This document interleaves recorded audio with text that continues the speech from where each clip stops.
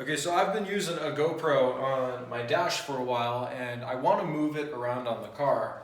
I've had this Wayland's camera from back when the car was stock and I'd like it to run again. So what I'm going to do is add a double USB port into my fuse box and run the power cable directly to that instead of a cigarette lighter charging port. That way I get the cable out of my center view here and add another camera, plus a charging port. What could go wrong?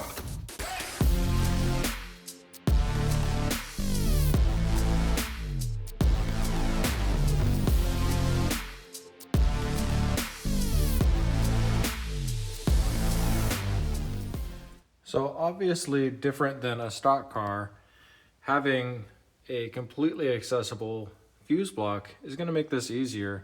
When I was stripping the car, I saved all of the pins that I took out of the fuse panel, like this one here, and I'm going to go ahead and put this fuse pin back in to one of the ports that has key on power. That way the camera turns on with the key, turns off with the key, and then charges while I'm driving. All right, so what I'm going to be using is some 14 gauge wire, which will be more than adequate for the 3 amps that this USB connector takes. A pin going back into the fuse block, heat shrink, and a factory heat shrink, which will go to the factory ground connection. I had left a few extra grounds down there so that I could run extra projects like this. So I have 2 different wires here. This looks like a 10 and a 12 gauge. I'm going to take the 12 gauge.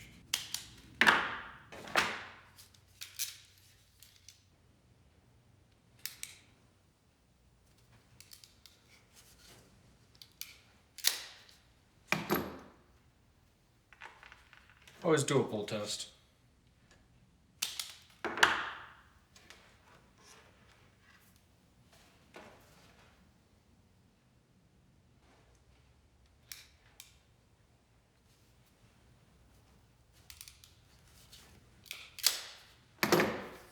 Now, let's go see where we're gonna land our ground and where we want this little guy to sit. So here is the factory ground block that I was talking about.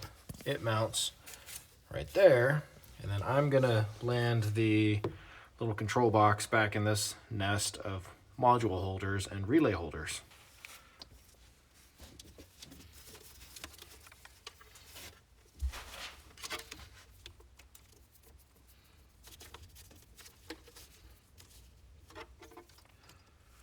All right, this looks like it's long enough. It's always good when your guess works out.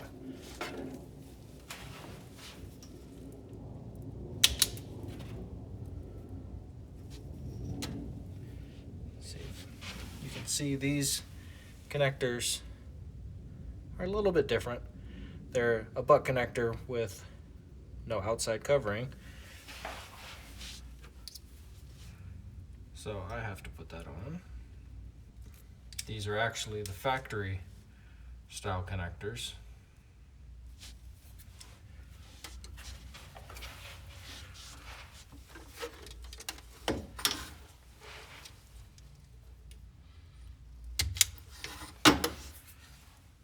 I don't recommend trying to work around a cage.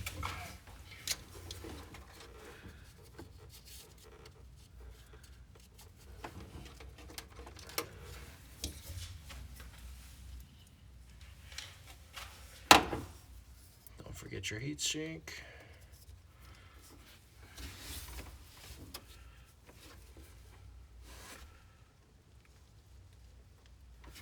I hope you can see any of this. I'm not just cramming myself in here sideways for nothing.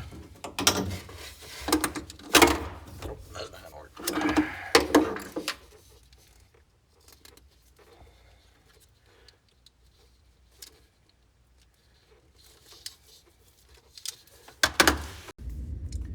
Okay, so there's the crimp on the ground wire.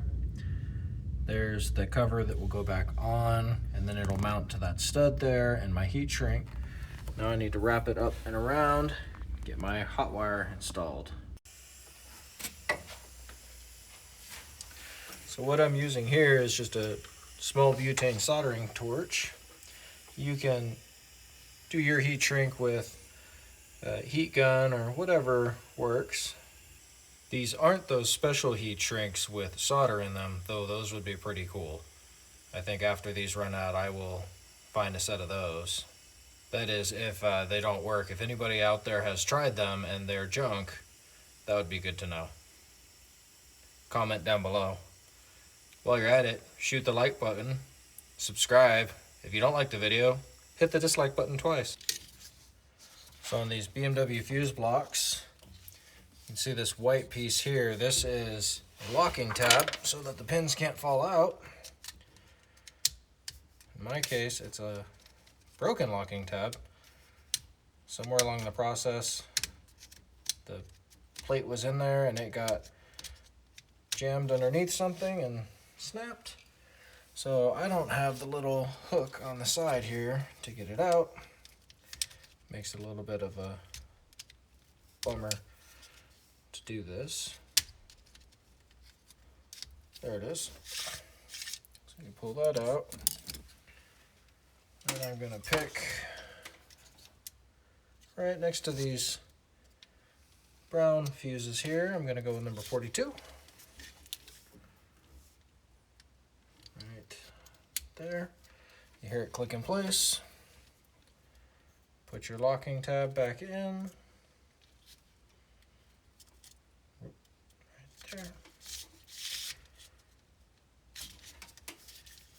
Now I have a fused spot. Now I'll get this locked back up, run my wire up and over, zip tie it into place so that it's as neat as possible for what it is, and get the other end hooked up. Maybe I should hook the other end up before I get everything all wrapped up in there. That might be a good idea.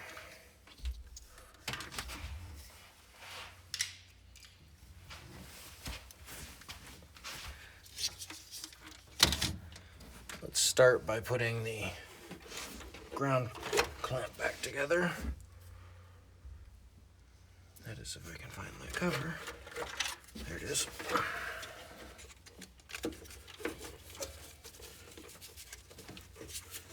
That just slides on.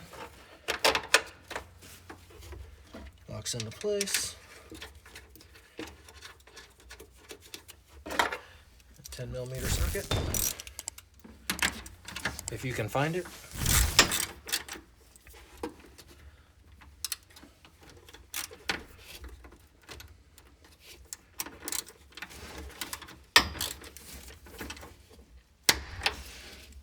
Mine is broken, so it slips.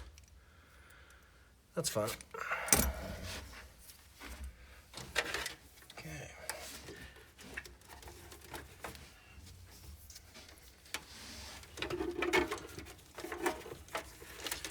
Now, when I was depinning this car, I rewrapped the whole loom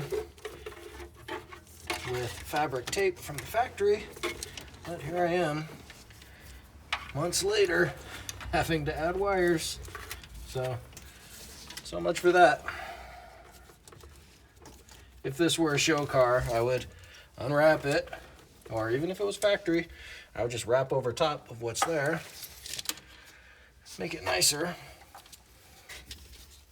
But in this case, it needs to be safe and functional. And this will do it. I just don't want that wire running loose. Let's see, get it up here by the general module. This fuse block back out of the way. Let's see. Let's go behind.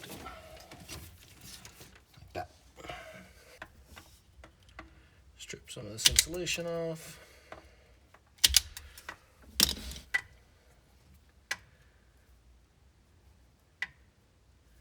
These wires are a bit smaller than the 14 to 16 gauge that I'm using. They must be like 22. So what I'm going to do is fold it over on the solder, give it a little bit more perch to grab onto.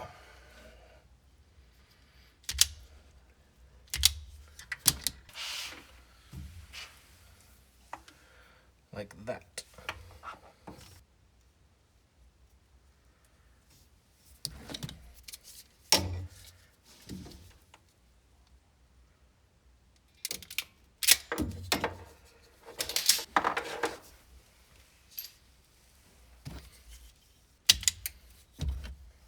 Have to go through and find all these little pieces that fell out. Can't have those rolling around in here. I suppose you can, but I like to keep it clean in here.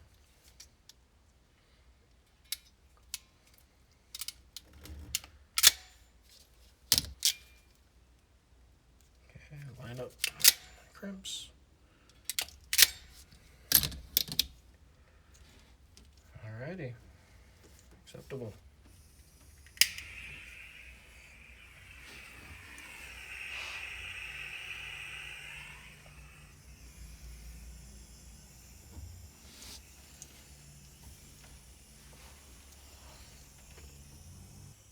Stop wiggling. Of course, I ran out of butane much faster when it gets hot.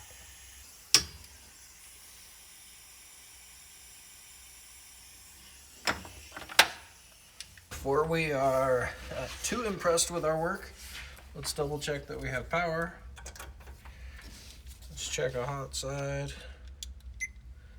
Okay, we got hot up there.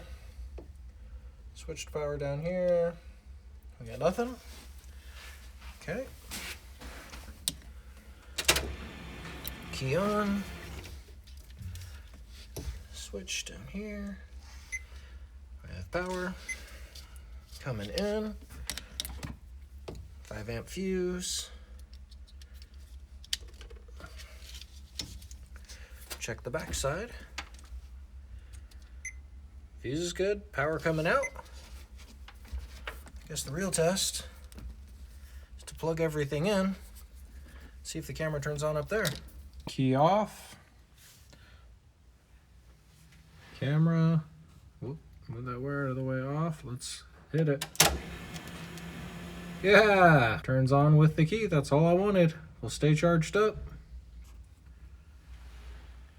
Now let's get that cable out of the way like I intended to do. So I can already feel the comments coming from people saying, well, this doesn't work on a car that's not gutted.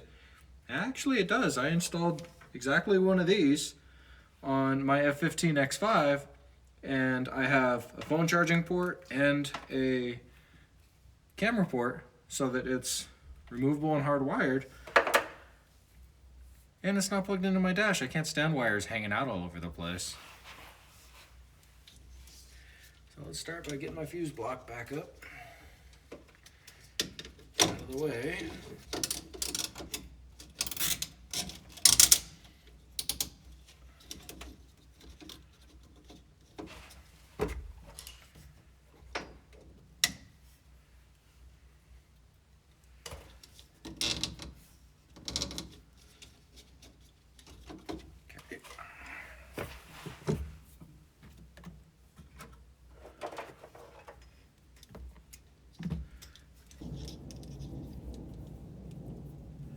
You know what?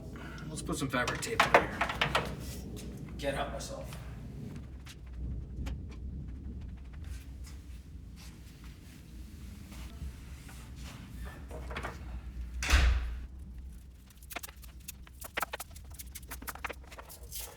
All right, I can hear you again. What about all the other wires? Yeah, I know. These wires were just a little unruly, so this will make it drop back in there a little nicer. So I'm not entirely sure what happened, but I lost audio with the video recording here. Essentially what I'm doing is I'm just zip tying that USB cable to the front side of the roll cage, down the A pillar, and to the module that's stored down there in the relay block control module area.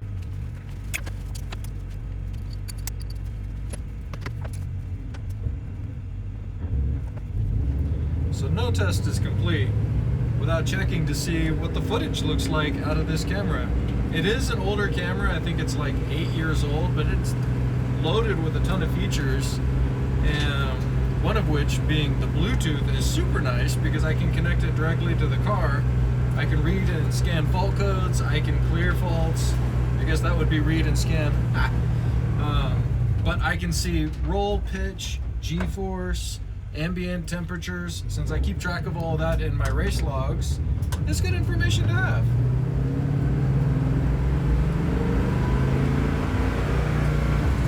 Hope it's not entirely too loud, because I can't really do anything about that with the lack of windows on this thing.